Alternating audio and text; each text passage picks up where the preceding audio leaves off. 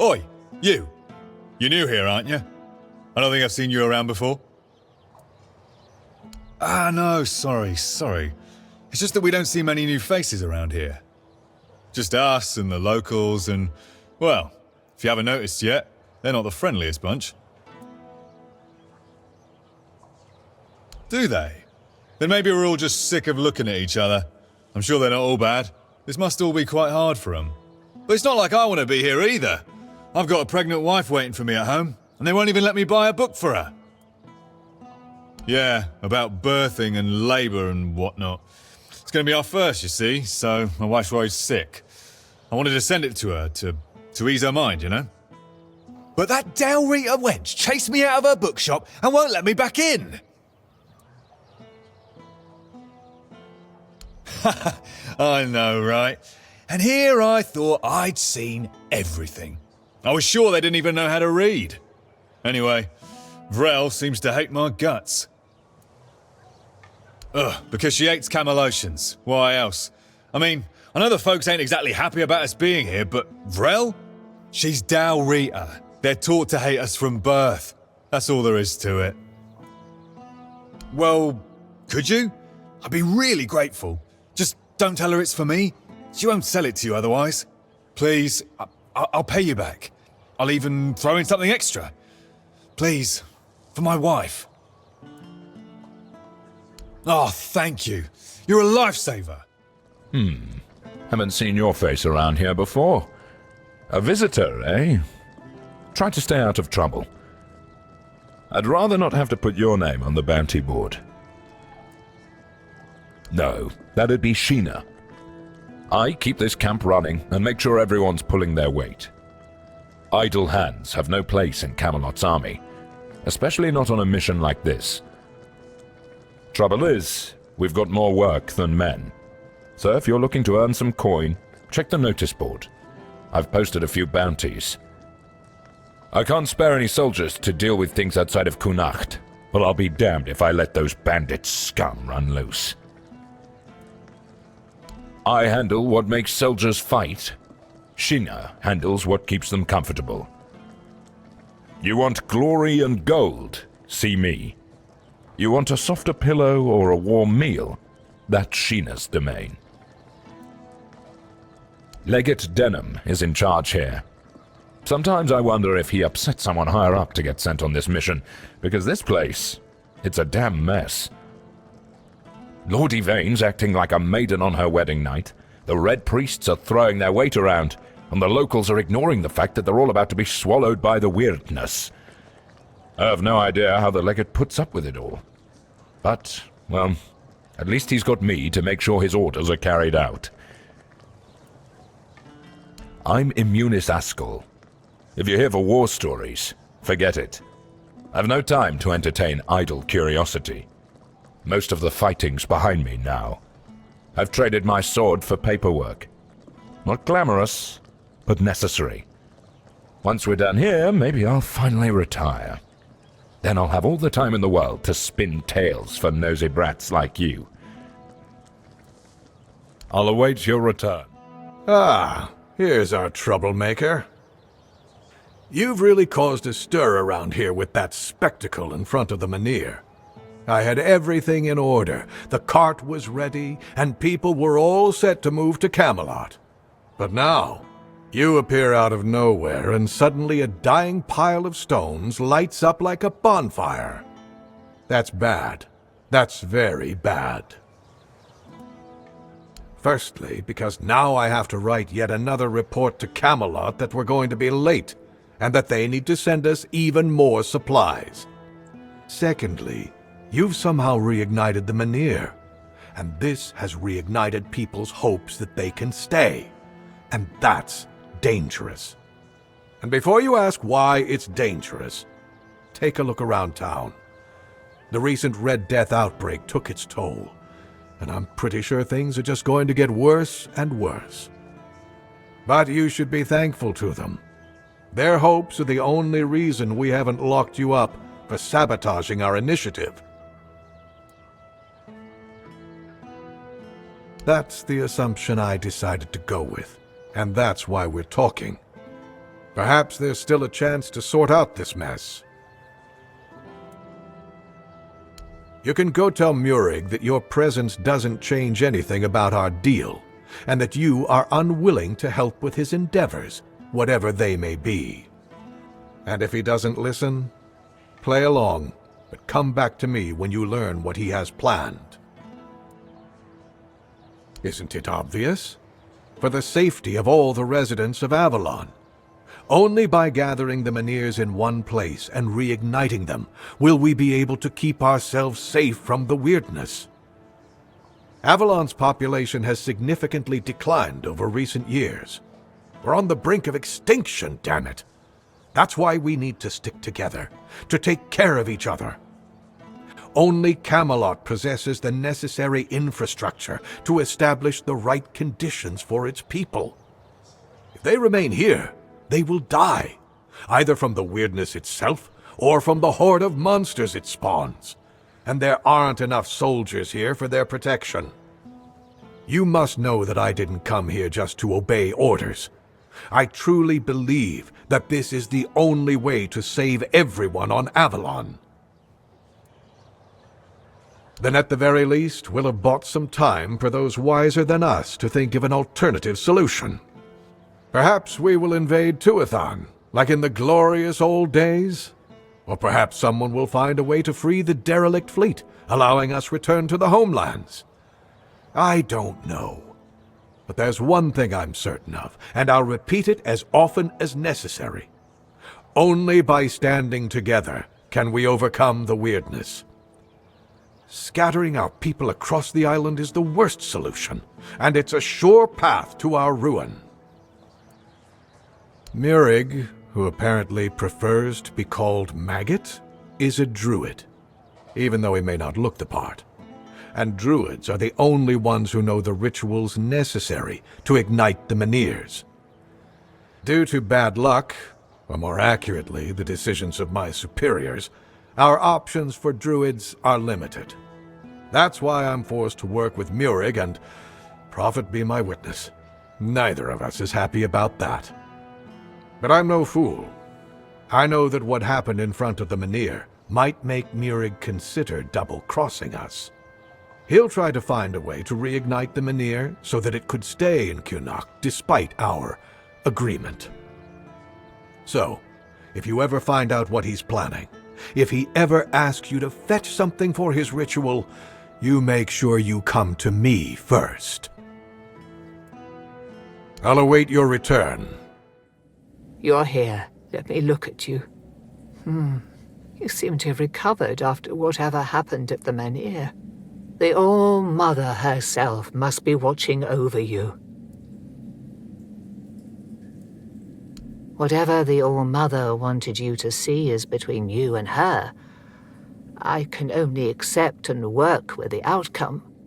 Besides, I'm more concerned with the impact your little spectacle had on the sentiments in the village.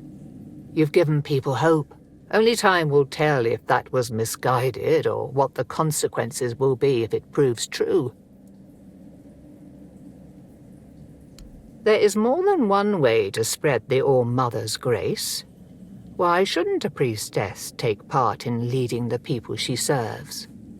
Lord Yvain is in a precarious situation. He needs all the support he can get, and supporting him in this endeavor only benefits the residents of Kunort.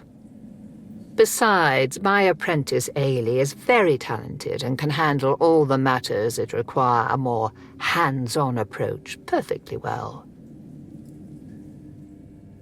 The hospital will manage without me for a little while longer. Ailey is more capable than she realizes.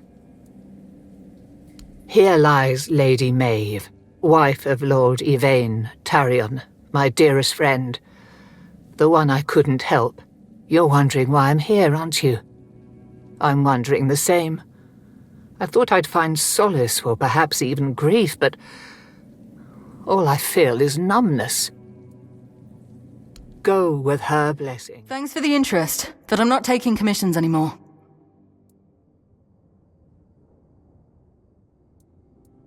That's really how you want to spend your time?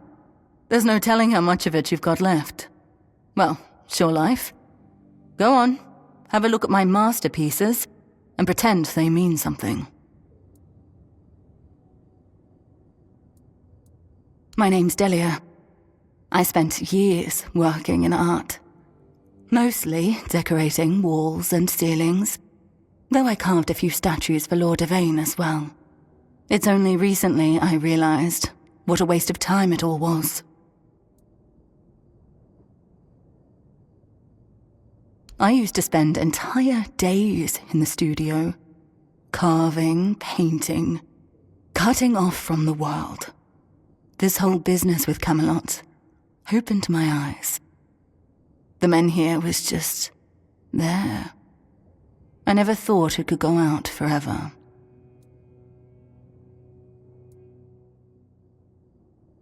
If relocation actually happens, I don't know if I'll go. The capital will need workers and sharp minds to try and delay the end of the world. Can't say I'd be much use. Maybe I shouldn't. But lately, it doesn't feel like the world's ending. It feels like it already has. People just haven't accepted it yet. People have lived on Avalon for 600 years. How long have we got left before the weirdness swallows us whole? 5, maybe? How does art stop that? Has it ever protected anyone? Fed anyone? Driven the weird back? Or whatever crawled out of it? I want to do something. Help somehow. But what am I meant to say? Oh, your house is on fire. Don't panic. Come see me, I'll paint you a nice landscape. I was an artist for, 15, 16 years? Believe me, most people just want a nice mosaic on the wall so their neighbors get jealous. At best, art lets you forget the world for a moment. But it's just that. A moment. Doesn't change anything. You bought a house in Kunart, even though everyone else is leaving. Well, I won't lecture you on investments. I wasted my own time quite spectacularly. As for helping you decorate, I have to decline. Sorry, I don't see the point, especially with the weirdness about to flood the town.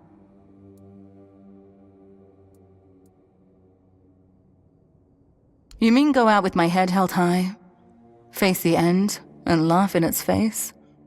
There's something seductively romantic in that vision. Like shouting into the oncoming void. I'm still here. I still think and feel. All right. I'll take the commission. Tell me what you need from me. If you're here to chat, you've wasted a trip. Speak up or ship out. I've got things to sort. Well, are you standing there for a reason, or is the scenery here all that captivating? Pleasant is for feasts and fair days, neither of which you'll find here. I'm here to keep us supplied and alive, not to make friends. If you need coddling, you've come to the wrong place. Jobs. Check the notice board outside. There's always something that needs doing, and I don't have time to spell it all out. Can you read? Can you lift more than a feather? Then there's work for you. I don't know where all that eagerness comes from, but I'm starting to think if I had 10 of you, my job would be a whole lot easier. And as it happens, I might have something for you, though it's a little different from what you've been doing so far. It seems that over the past few weeks, some of our supplies have been going missing. Just small amounts, and I'm not gonna lie, I didn't even notice at first. But when I checked the books at the end of the month, the numbers told the truth. Someone's been stealing the Legion's supplies, and I won't stand for it. At first, it was mostly just food, so I figured it must be rats and set up some traps. But not only did the traps turn up empty, the next time I checked, a hammer, a saw, and a couple of knives were missing too. I don't know about you, but I've never heard of a rat that can chew through iron. I thought I did. One of the lads, Percy, volunteered to guard the supplies. Seemed like a decent enough guy, but, well, I guess I was wrong. The next day, Percy was gone, and with him, even more of the supplies. His mates swear he'd never do that. They say that the army was his entire life, but I find it hard to believe. The problem is, the thefts haven't stopped, so I'm guessing he had some accomplices. In the storefront nearby. Maybe you'll find something, because I am all out of ideas. I'm Shine, quartermaster of Camelot's Legion here in Connacht. My job is making sure this Legion doesn't fall apart from lack or neglect. A thankless job, let me assure you. Legate Denholm runs the show here, and I make sure his boots are on solid ground. He's got a head for strategy and a heart for politics. He dreams of dragging Connacht out of the muck and into Camelot's arms. I just keep the wheels greased, so his grand plans don't grind to a halt. My story? Huh. It's locked up tighter than our armory and just about as useful to you. Focus on what you need to do, not on digging up dirt. If nobody's working the anvil, then it means the forge is closed, and it will stay closed until Beor gets better. A woman happened. He was chasing after some girl he thought the world of. Almost ended up shuffling right off this mortal coil. One time he went to see her and didn't come back for 2 days. I looked for him all night. It was only in the morning that I found him. He was all the way on the outskirts of Connacht. Alive, but barely. Afterwards, he seemed to be getting better. Everything went back to normal. For a while, I could see that he was starting to struggle with swinging the hammer, until one day he just passed out completely. Now he just lies there, barely breathing. I have no idea how to help him. Nianti, Maggot, none of them know what's wrong with him either. I told him that it's no use chasing after a girl, that she'll come to him if she wants to. Stupid kid. I feel bad for him. What do I care? Whatever happened there could have been her fault, so excuse me for not running to rescue her. I only know that she wasn't from here. Beor's wound wasn't caused by a mere boar, oh no. Hell knows what happened there. He didn't want to tell me what actually happened. But I know that youngsters in love used to visit this one cave with a spring. It was all hogwash, if you ask me. Maybe they went there and were attacked by weird beasts or something. I don't know. To be fair, I don't give a damn now, and I didn't then either. I only cared that Beor was alive. Well, look who it is. The one who reignited the men here. I must say I'm impressed. Tell me, how did you manage to do that? Fascinating. You may not know, but I suspect the Kaya whispers her word to those who listen, even if they don't realize it. Tell me, would you like to help further? The people of Connacht are in need, and someone like you could make all the difference. The fields of Connacht are dying, their lifeblood drained by the creeping weirdness. If the crops fail, the people starve, and starving people are restless people. That cannot happen. Properly placed, they can shield the farmlands long enough for a harvest to be salvaged. It's not the perfect solution, but it's a start. And if the people see that the priests care for their well-being, they'll be more inclined to trust us. I need someone capable to handle this. Someone like you.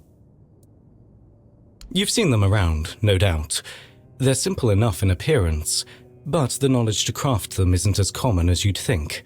Unfortunately, I don't have the recipe myself.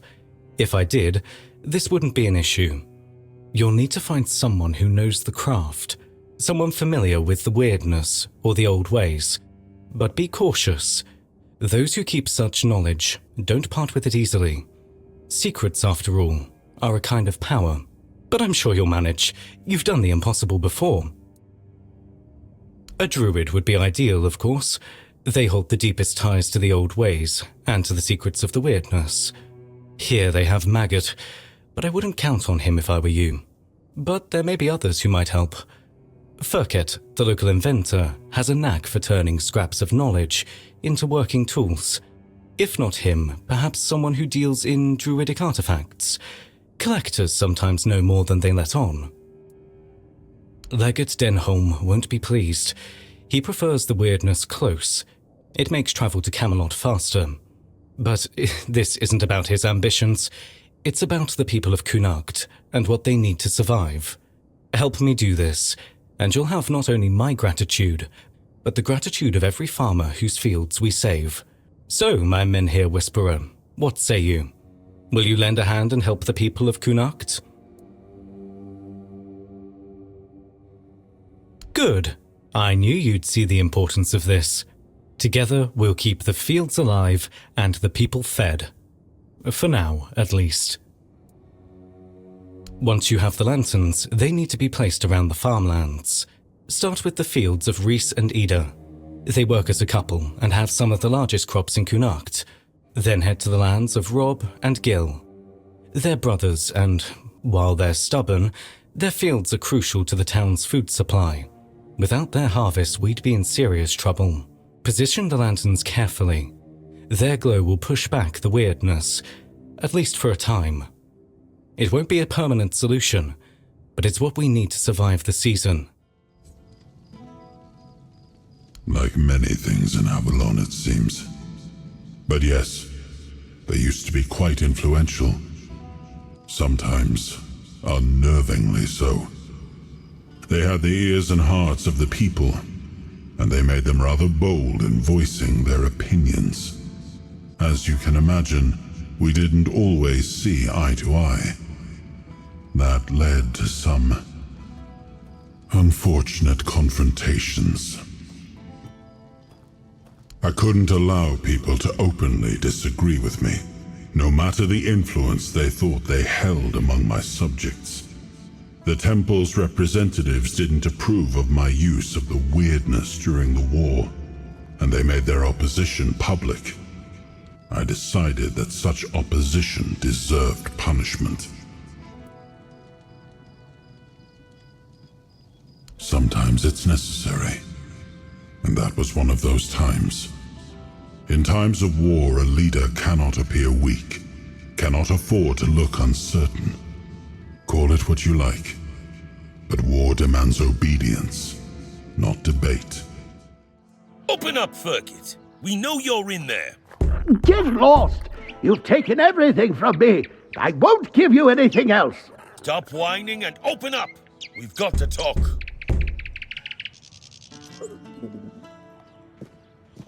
I've had enough of this lunatic. Keep an eye on him in case he gets out. I need a rest. What do you want? Then go be curious somewhere else. We have our orders. Open up, Furkit! Not a chance! No, you could not, because it isn't your job. But if you really must know, yesterday one of our warehouses caught fire because of one of Furkit's inventions. Denham ordered us to investigate, but how are we supposed to do that if we can't question the suspect? Come on, Furkit! I don't have all day! I don't care! Leave me alone! Well, maybe you're right. You're definitely not a Camelot soldier, that's for sure. All right, go ahead. We'll observe from a safe distance. Remember to ask him about his inventions, the dangerous ones in particular, and try to find out if he did it on purpose. Who are you? Did Camelot send you? I'm not talking to those thieves. Get lost. I think it's quite obvious, isn't it? They're harassing an honest inventor. First, they stole my entire life's work, and now they show up with grievances. I'm not giving them anything, and I'm not letting anyone in either. Oh, aye, it did. And no surprise there. They've only got themselves to blame. They barged in here and grabbed everything that wasn't nailed down. No, actually, they even prized loose the things that were nailed down and took them too. Do you know what this device is? It's a pyrolusite stabilizer. And they took all the pyrolusite, but left the stabilizer behind. No wonder it blew up. Yes, pyrolusite, my most prized invention. I've spent half my life working on it. And what did they do? Well, they just took it away. And now they're surprised that it blew up. Well, pyrolusite is a wondrous substance. It can create fire anywhere you are.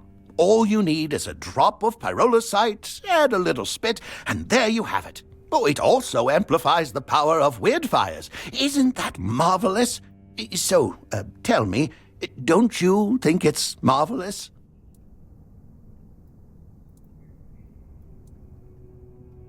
Am I speaking for dwellies? I'm telling you, without the stabilizer, my pyrolusite is obviously unstable. The Camelocians robbed me at their own risk, and now they reap what they have sown. Well, I was pretty agitated at the time.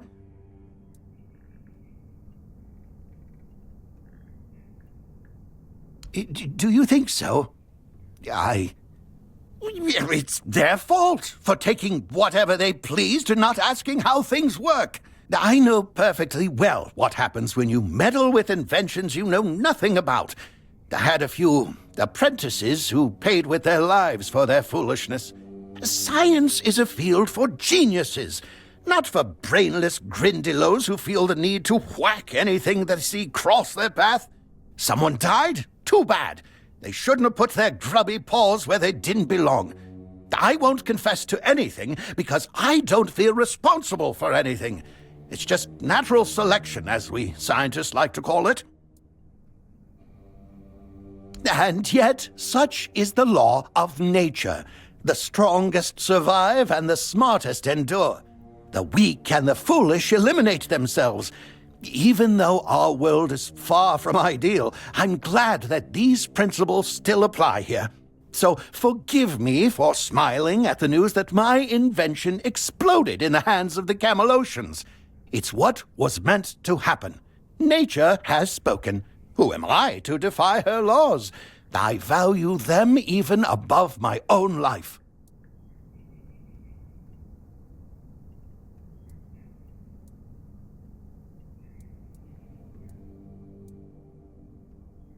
As you already know, I have no love for Camelot.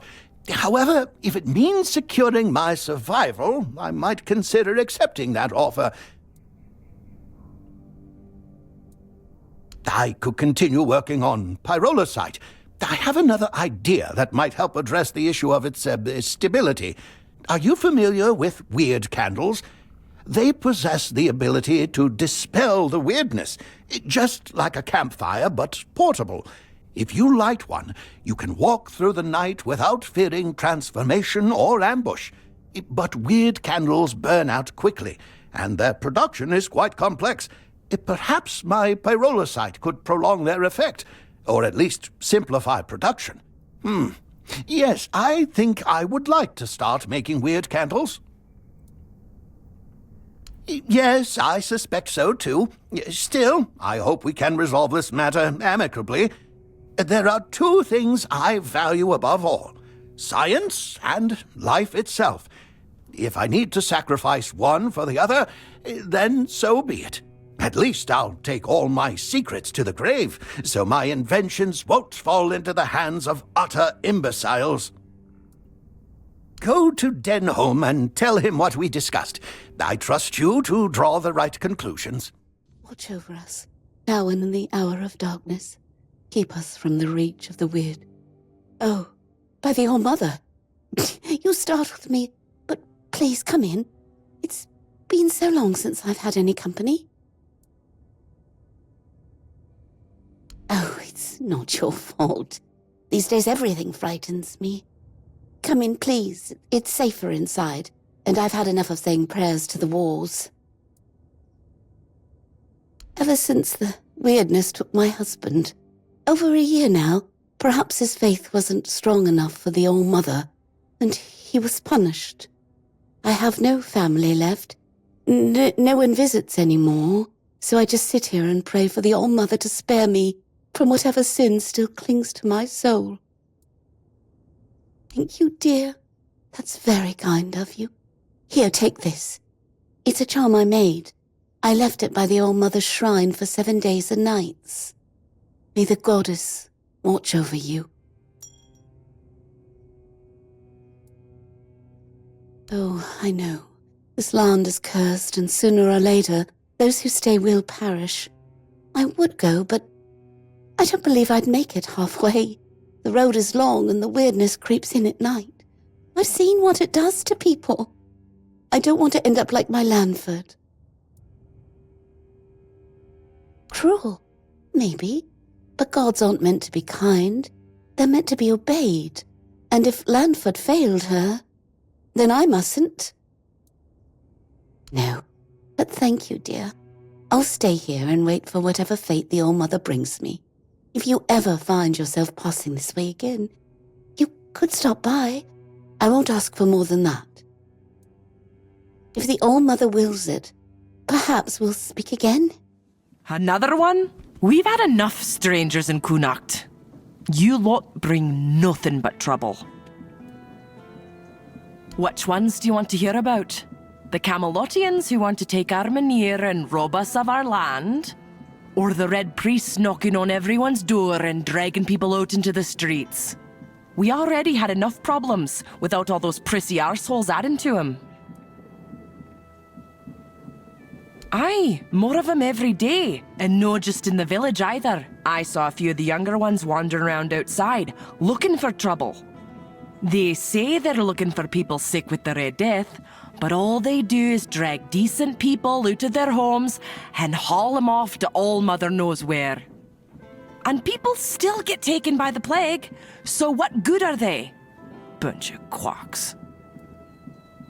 The Camelotians are saying Armenir is dying. And when it goes out, we'll get snuffed by the weirdness. Vipers, the lot of them. Yvain brought them here a while ago to help with the Coon Act. That's what he told us, anyway. And now?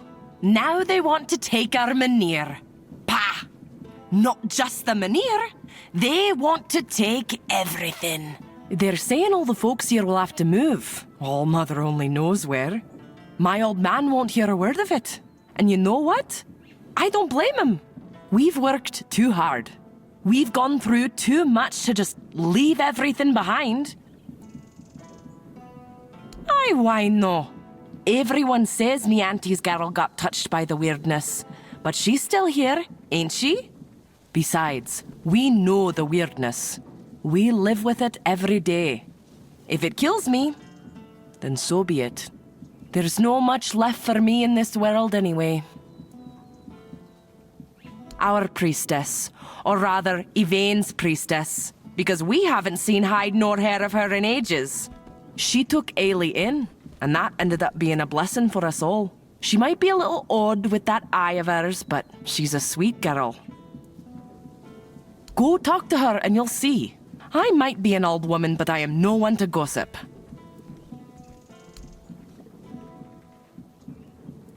I know some do. The two brothers from the neighbouring farm, they can't wait to be rid of that place. But it's no wonder, with the life they've had there. Not to sound like an old woman, but I'd say their farm is cursed. You see, there's an old well on their field, right at the very edge. If you go there at night, you can hear something wailing and growling inside. Truth be told, if I were in their shoes, I'd have run for the hills ages ago.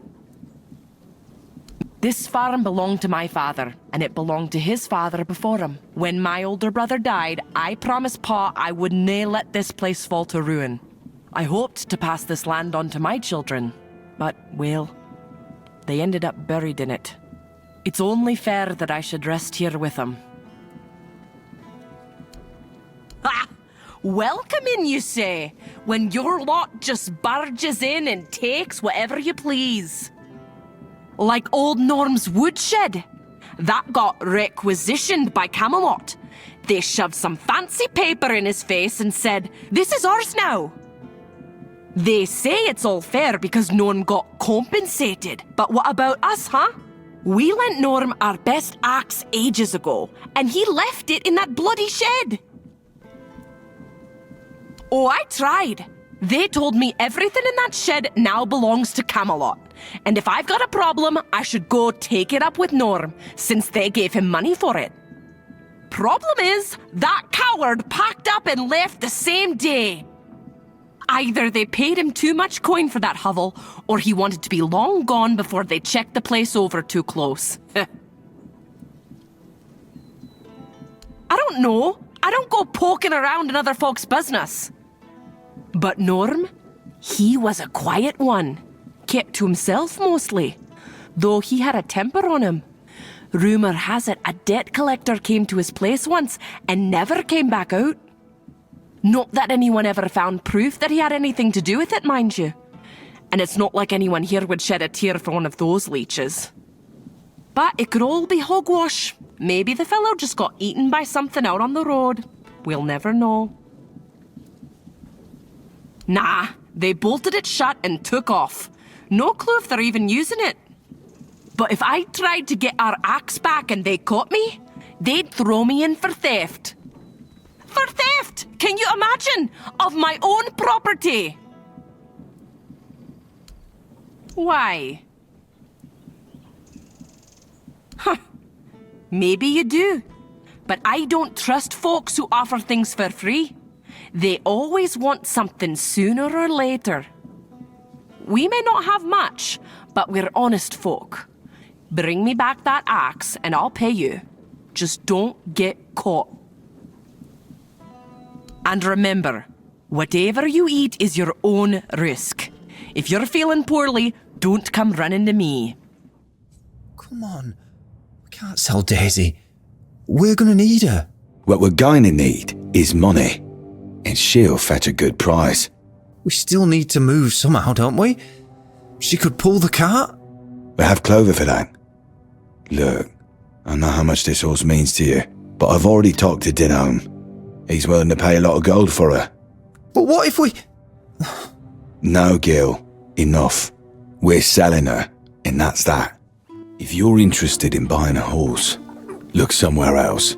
This one's spoken for. She'll be going all the way to Camelot.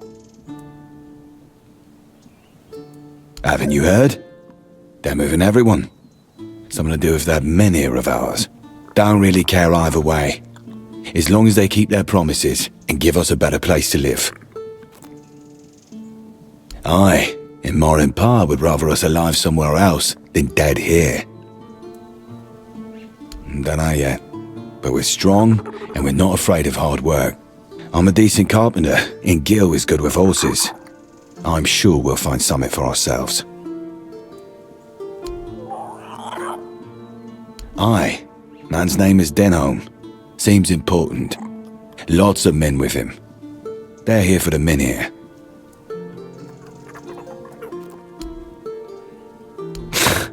That's one way of putting it. His farm belonged to our grandfather. My parents were tending it, but he was the one in charge. Both Ma and Pa died when Gil was still small. That left us with just dear old Grandpa. And he was a nasty piece of work. Drunk most of the time. Built like a barn door. That's something Gil got from him, I guess. He liked beating me to a pulp and telling me I was worthless. I remember he had this belt with a heavy iron buckle, shaped like a horse's head. He got it for his service as the master of horses at Warrior's Fair. Man, that one hit hard. Shame the old codger took it with him to his grave. I wish I could have kept it. So when I'd see some lowlife beating their kid, I could use it on them just like Grandpa taught me. Aye, it was. Until one day Gil told me that he saw Grandpa pissed drunk and walking into the woods. I prayed that someone would just eat the old bastard. And I guess for the first time in my life, my prayers were answered. And what? Let him die to the weirdness? Are you insane? I've not spent years of my life making sure he doesn't get killed just to stop now. Besides, Camelot's not asking. You either leave with everything you own, or they'll make you leave with only the clothes on your back. Yeah, they're doing their job. For now. But let's not kid ourselves.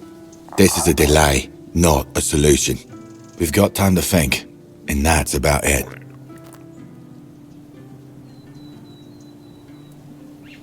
If it gets worse, we'll have no choice but to leave. I just hope we'll have something worth bringing with us when that time comes. Sure, are you? You willing to pay 300 gold? Fine, you have a deal. Denholm will need to find himself a different mare. Please, take good care of Daisy. She was orphaned as a foal, so I pretty much raised her myself. Trust me, she's the best horse you'll ever have. I guess I've spent a lot of time with him. Rob would always send me to the stables when I was getting underfoot. He'd say, "Gil, you go to the stables and don't you show your face again until I tell you." I guess I must have been an annoying kid. I do. Pa had to borrow money from Grandpa to buy it, and he had to work so hard to prove that he deserved it. After he and Ma passed away, Rob kept on working, and I did my best to help. Grandpa was, well, I don't know. I didn't see much of him in those days. And now we're supposed to just leave after everything. It feels like we're letting him down. He never seemed so bad to me. But like I said, he didn't bother me too much. If he was in a good mood, he'd even show me a thing or two around the stables. Though that didn't happen often. But I suspect things might have been different for Rob. It does give you some hope, doesn't it? The lanterns make it feel like the farm can breathe again, even if it's just for a while. That's more than we've had in years. I get where Rob is coming from, but this place is home. It's where our parents tried to build their lives. Leaving feels like giving up on everything they worked for. Take care of yourself. And Daisy. Are you looking to buy the mill? It's seen better days, that's for sure. Even when my good-for-nothing father was alive. It needs work, but everything does if you want it to be worth something, right? Oh, my father owned the mill once. Then after he passed, my brother took it. Then his children, then theirs. As for me, I died as the miller's daughter, for the terrible crime of being the miller's daughter. The truth is, I don't remember my name. It's been so long since anyone living has spoken it. It was stupid. You see, my father was a drunkard who liked to brag, and the more he drank, the more he bragged. The problem was, not a single word he said was ever true. And for some reason, he decided to tell people I could spin gold from straw. That ridiculous rumor made its way to King Sagramore. He locked me in a cell full of straw and told me it had to be spun into gold by morning. Well, what do you think happened? I sat in that cell, choking on the stench of rotting straw, and cried. Then I screamed myself hoarse, begging someone, anyone, to let me out. By morning, my throat was dry as parchment and full of dust. But when the first rays of sunlight streamed through the tiny window, I cried again. I remember shaking all the way to the block. But my last thought was of my father. And oh, it was vicious. I don't know. One moment, I was dead. And the next, well, I was still dead. But I was home again. It was like looking through a veil, still in this world, yet no longer part of it. Every beam and plank so familiar, yet not. He hanged himself, right there from that beam. I visited him, in dreams and in the waking world, until he couldn't take it anymore. I overheard someone say it must have been the guilt of my death gnawing at him. Stupid people. He wouldn't have felt a shred of guilt if I hadn't reminded him. First of all, he wasn't a king. He just liked calling himself that. Now that I think about it, surely that wasn't allowed, was it? He was a small, jittery man, yet in that cell, he loomed so large over me. I wonder, did he too lose his head for claiming to be something he was not? I'm not sure. I've seen the sun rise and set so many times. I stopped counting. What would be the point? Time means nothing to me. Through the cracks in the walls, I watched the seasons change. I listened to the millstones turn, until one day, it all stopped. The mill, the seasons, now everything is so still, death-like almost. It was beautiful, actually. The fields shimmered pale gold in the sun, carrying the scent of warm dust and ripe grain. The whitewashed walls made the town glow. And the men here, I always liked our men here, you know. It looks a bit frightening, but it always felt warm. It used to, at least. Now it feels more like me with each passing day. Help? Why would I need help? I'm fine. Nothing hurts. I can see everything through the windows and the cracks in the walls. I can watch the mice in the corner all day, and no one scolds me for lazing around. I'm content. But it's kind of you to ask. People don't always care about the well-being of strangers, especially ones who are already dead. I'll still be here. I always am. Evening, traveler. Wouldn't wander out there if I were you. Nights are getting darker, and the weirdness seems to creep closer every cursed night. Are you really that out of the loop? Monsters. The kind that don't fancy staying put in old drunkards' tales, and they're getting bolder, coming closer to the fields. These stubborn soil kissers here won't budge, clinging to their rotten roots like it's all golden. And someone's got to keep the night's teeth from their doors. So, here I stand. Well, I might have something that could light your way, and singe a monster or two while you're at it. Fire arrows. These beasts hate fire even more than I hate my posting. For a few coins, they're all yours. Helps me sleep easier knowing I'm peddling more than just warnings. Welcome to my corner of misery, traveler. Whatever brings you here, just know you're wasting your time. The weirdness is coming closer every day.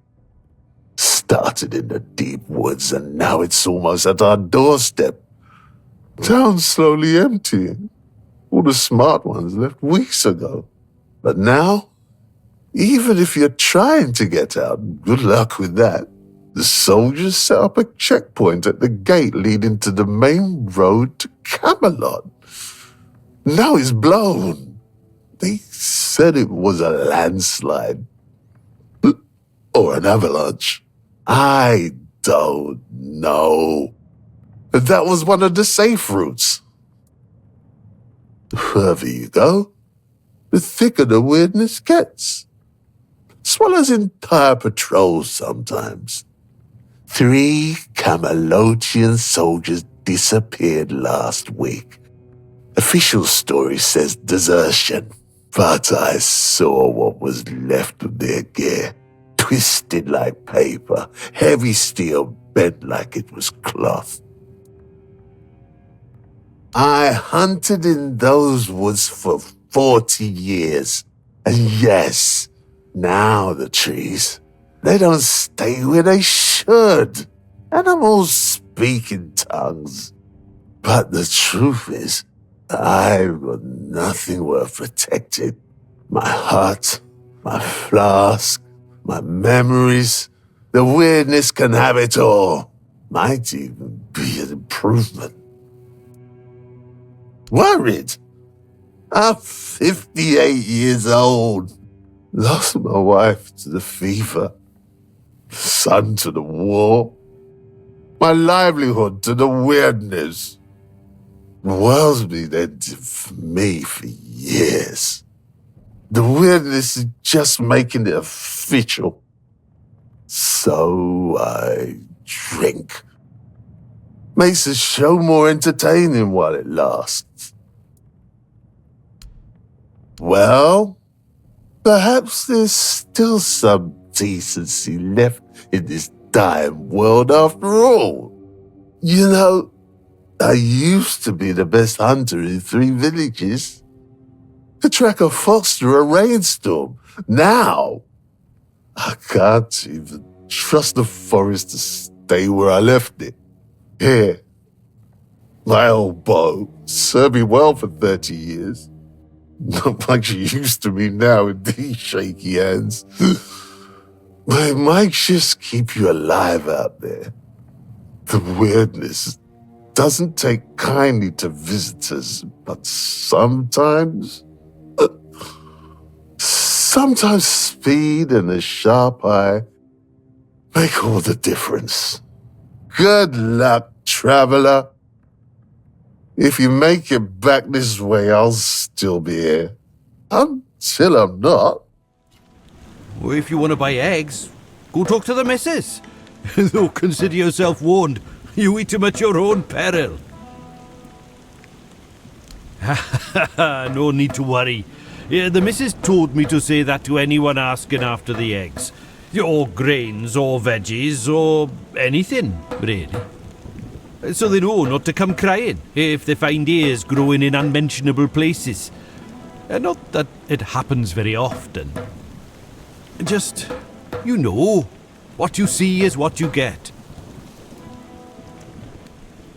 Nothing wrong. Well, not at the moment. We'll see how the next crop comes in. It's been a bit hit and miss lately. The wheat was a nice surprise because, you know, it's the wrong season and we were worried about the glowing.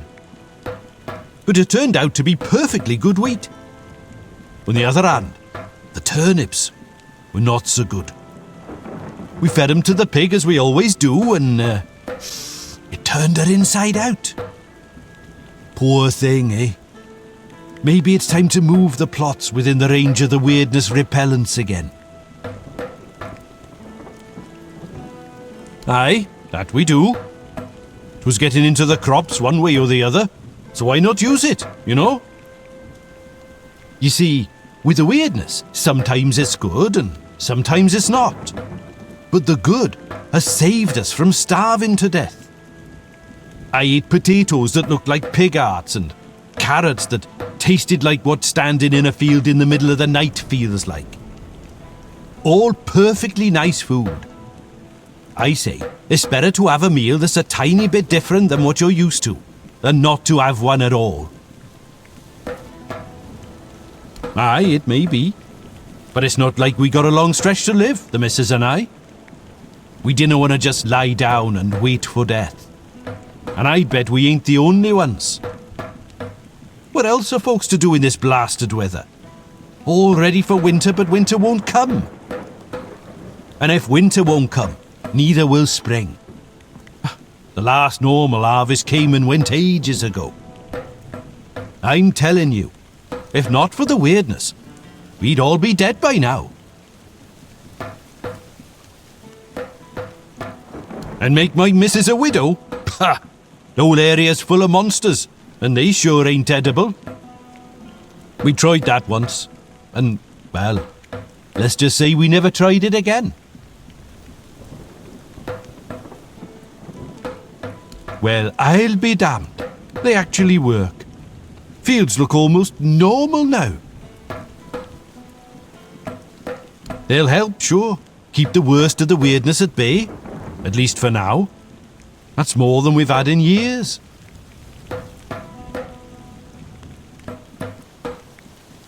Hard to say. A season, maybe. Maybe more, if we're lucky. The weirdness doesn't exactly play by rules. I see. You're with those Camelotians who want to run us out. We've already told your lot. We ain't going anywhere. If we die here, then so be it. And I ain't talking about it no more, so don't even try. I swear, just a moment longer and I'll go knock some sense into that madman myself. Some lunatic. He's been going on about a giant crow flying over Connacht, claiming he's going to slay it.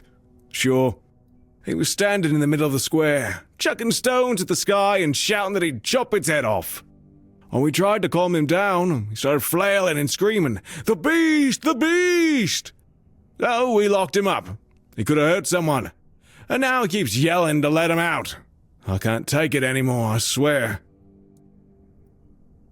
By the All-Mother, another madman. Please, don't do anything that would make me lock you up in a cell. One lunatic a day is enough. Great heavens! It's you! Fate has brought us together once more, friend. What luck! 100-fold luck! Do you remember me? I'm Barak, the Cursed Knight. Well, not so cursed anymore, thanks to you. Of course, one does not forget a friend, after all. You must help me once more. These fools have locked me in a cell. They refuse to believe the beast is a danger to them. I just wanted to slay it, for I fear nothing anymore. A giant crow, harbinger of doom, a keeper of misfortune.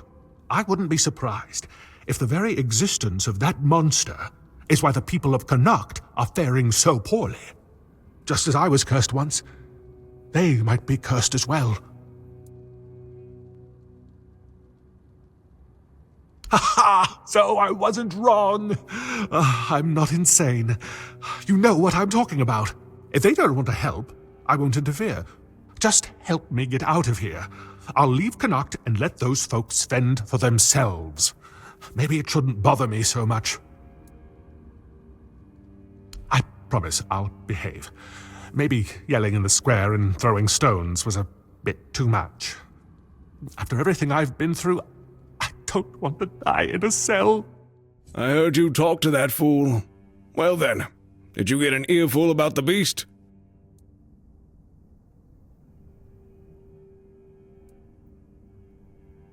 No. That's not how things work around here. You do something wrong, you pay a fine. And if you don't have the coin, you serve your time. That knight is a pauper. Not a single gold coin to his name. He has to serve his time. Well, yes, but I don't see why you'd want to do that. Besides, it's not exactly a small amount. This fellow's fine comes to a neat 5,000 gold. Yes, and beyond that, he endangered himself and others. He made loud threats directed at something undefined. He disturbed public order. Do I really need to go on? Pay or don't? This isn't a market. There's no bargaining here. No. Well, maybe. I could use a stiff drink. Moonshine, whiskey, gin. My throat's dry as a bone, and I'd kill for a proper meal. Those Camelot folks dress me up in their fancy uniform, but they won't even give me a soldier's ration, damn it. Get me a hearty feast and a good drink, and I'll consider the fine paid. Well, not just any meal. I want you to prepare Camelot's delicacy for me. Do you know the last time I had a proper dinner? Exactly. You know what to do. Unless you'd rather pay the fine, be my guest.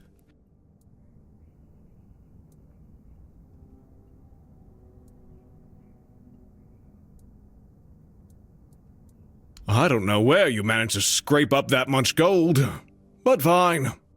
Go tell that madman he can start packing. When he's ready to leave the prison, and Connacht, I'll let him go. You can't imagine how my heart rejoices that you didn't leave me here.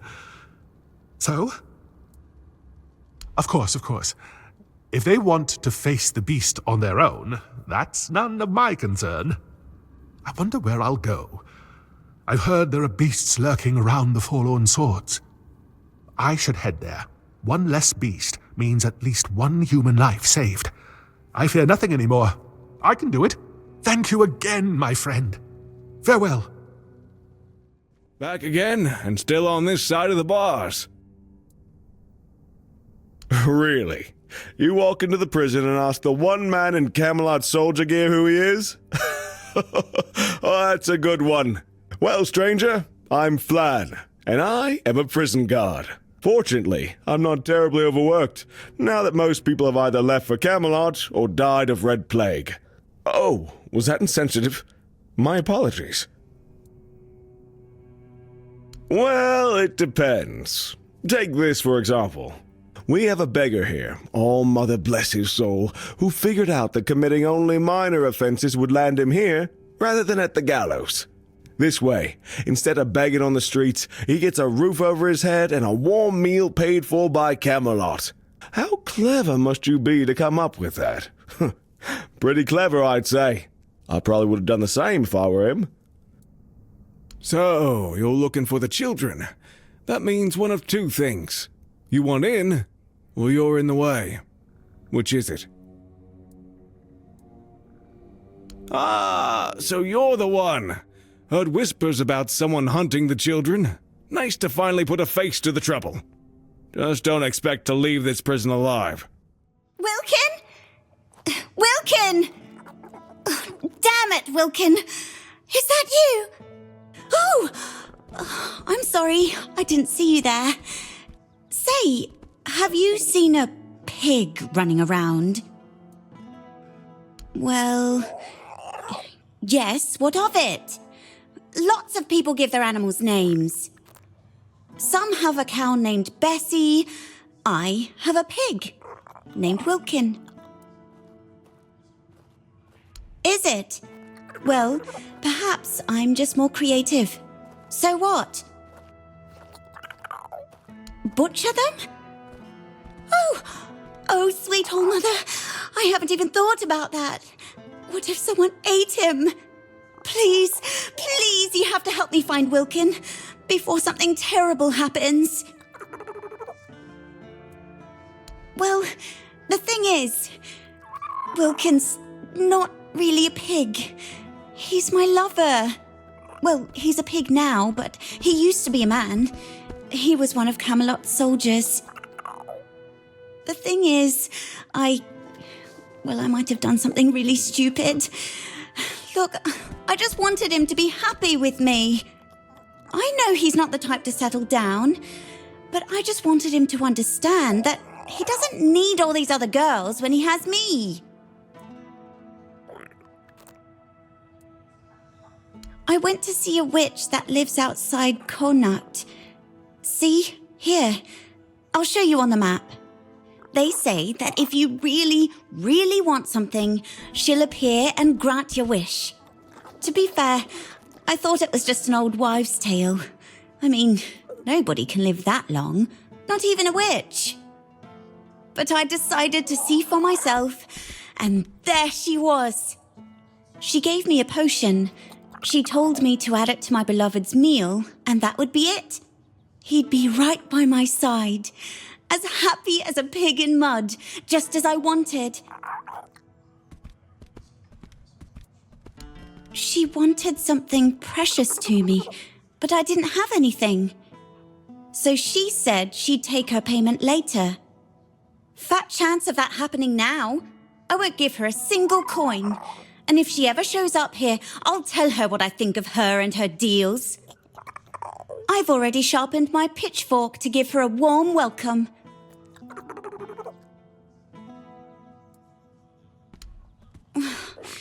That's the thing. She disappeared. I went back there, but there was no sign of her. It's like she was never even there. And then Wilkin disappeared too. Now all I can do is hope that he hasn't ended up on somebody's table. Really? Oh, thank you. May the All-Mother bless your heart. I promise I'll reward you handsomely. Maybe you should try finding the witch first. Maybe she just didn't appear to me out of spite. But perhaps she'll talk to you. Oh, that's for sure. Thank you. I'll stay here in case Wilkin comes back. Oh, goodness, I just hope it's not too late. Oh, is that you, Roy? Have you finally come to visit your grandpa? I won't listen to this drivel. One more lie, and you'll all regret it. Anyone could write such nonsense. That's it.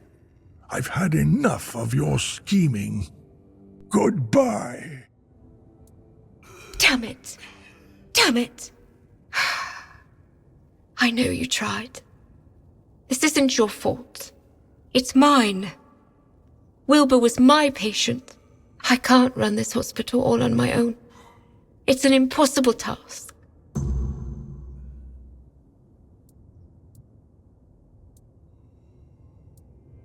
Someone with money, preferably. I won't lie.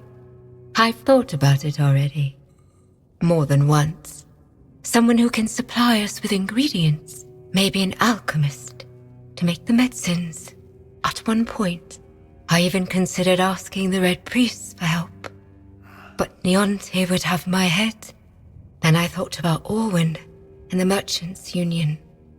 But I can't abandon the patients. Just to have a long discussion about the business prospects of a failing hospital. Huh. What doesn't she have against them? First, she abhors the doctrine of K. On a purely theological level. Her words, not mine. And then it's all about politics. She says the influence of the Red Church is undermining the position of the All-Mother on Avalon. I don't know. Maybe people just turn to whoever is willing to help. If the priestesses aren't enough, someone has to step in. I know. That's why I'm hesitant. But some of them are also quite innovative. No one can deny that their research into the Red Death has led to real progress in medicine. I suppose if I were ever to run a hospital with one, I'd have to make sure they don't get too ambitious. You'd do that? For me? Why? I just told you the hospital has no money. I can't pay you for your efforts. That's very noble of you. But still, when the hospital is back on its feet, I'll find a way to repay you. Thank you. Even if it doesn't work out. Your offer means the world to me. I've been alone with this for so long. It's good to finally have some hope. No one knows. He barely speaks. And when he does, it's all nonsense. The poor man's lost his mind. I'm afraid there's no point in talking to him right now. Besides, he needs rest. You should speak to Legate Denham. All I know is they sent him somewhere. And when he came back, he was like this. If I had to guess, I'd say it's the effects of the weirdness. He's a seasoned soldier. I'm sure he's seen plenty in his life.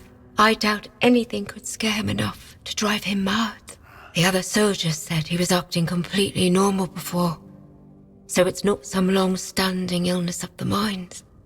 Unless he hid it very well. But I've seen similar cases. In people who spend a few nights, or even one, beyond the Menea's reach. Yes, I've already heard about the fields. They're glowing like beacons in the dark. Well done. Truly. Here's your reward. You've not only helped the farmers, but you've also helped me ensure that this town has a fighting chance. Of course. There's more to this than just glowing fields and happy farmers. You see, the men here staying here is strategically important. Connacht is a perfect transfer point for us. Priests, supplies, knowledge, all flowing to the island asylum. If the men here were moved, or if its strength were undermined, we'd lose that advantage. And believe me, the church doesn't give up advantages lightly. So, yes, helping the farmers improves our standing. But don't mistake it for charity. We need this town stable. For now, anyway. You've done well, but remember, everything here serves a greater purpose. A noble sentiment, I'll give you that. But safety is fleeting, my friend. It's the forces behind the safety, the ones pulling the strings, that truly matter. Still, you're right. The people are safe, and that's not nothing. Now, given that you've proven yourself eager to help the people of Connacht, can I ask you for one more thing? A small favor, just for me this time. That's what I like to hear. Simple, practical. This is for Lily, a really religious girl not far from here. I'd go myself, but my duties keep me tethered. Deliver it to her and you'll have my gratitude. And my coin. Ah, you must be the one I've heard so much about. A curious figure. Navigating the shadows of Connacht. Solving problems where others stumble. Allow me to introduce myself. Brother Vitus, humble servant of the Red Church, or so the official title goes. I prefer to think of myself as an architect of change. The kind that reshapes institutions and realigns priorities. The church as it stands is stagnant, weighed down by those who use it as a platform for ambition rather than service. Fabius, for instance, is a fine example of what I aim to correct. I seek reform. Nothing so dramatic as rebellion, of course. A more elegant approach is required. One must lay the groundwork, build alliances, and ensure that when the time comes, the transition is seamless. On parchment, yes. In practice, let's just say the hierarchy of the Red Church is more fluid than it appears. Fabius holds the title, but titles are transient. Influence, vision, and the ability to shape the Church's future, those are what truly matter. And in those areas, he's sorely lacking. Let him bask in his authority while it lasts. The tides are shifting, and soon enough, even he will see that he's relying on borrowed time. I'd like to ask you to speak with Anselm, Yvain's major domo. He's a man of considerable influence. He holds the respect of the people and the keys to the court. Should Yvain's position become vacant, Anselm will step into power. A useful ally, wouldn't you agree? But Anselm is cautious, perhaps even suspicious of anyone bearing the church's seal. This is where you come in. I have instructions for him, guidelines to keep the court safe from the plague. Simple, practical advice, but to gain his trust, you'll need to offer more than words. A caravan from the island asylum is on its way to Connacht, carrying valuable supplies, plague potions, masks, gloves, and other tools for survival. Deliver these to Anselm, along with my message, and he'll see the value of our collaboration. Fabius, in his infinite wisdom, has forbidden the Red Priests from participating in the matters of the court. That's just how he is. Very eager to maintain his spotless image. Fortunately, I have no shortage of resourceful individuals willing to assist. Excellent. I knew you'd see potential in this opportunity. Together, we'll ensure Anselm sees the value of our efforts. The caravan is on its way. Find it, secure the supplies, and deliver them along with my greetings. Take whatever else you find. Coins, trinkets, that sort of thing. But the sealed crates? They must go to Anselm untouched. Consider it a sign of good faith. Do this, and you'll have my gratitude. And perhaps more. Oh, it's you. You look, Well, all things considered. I always knew you had to have survived. There simply wasn't any other possibility.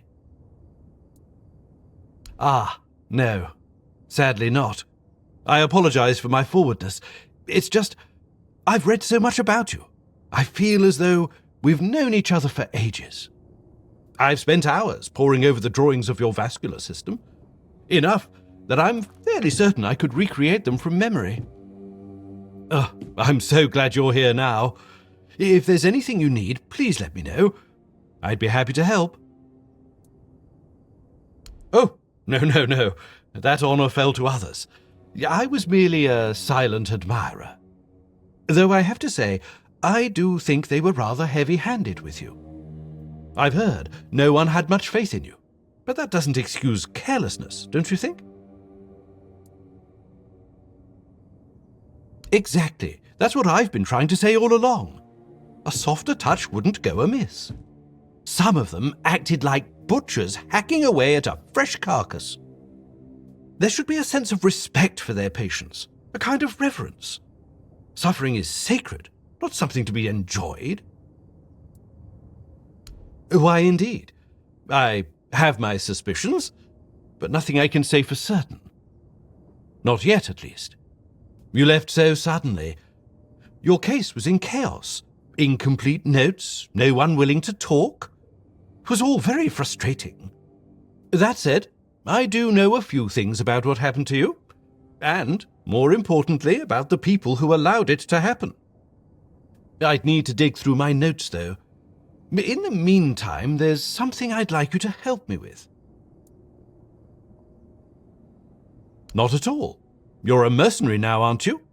Or did I get that wrong? I simply wish to hire you for your exceptional talents. Straight to the point, I see. Oh, I do like you.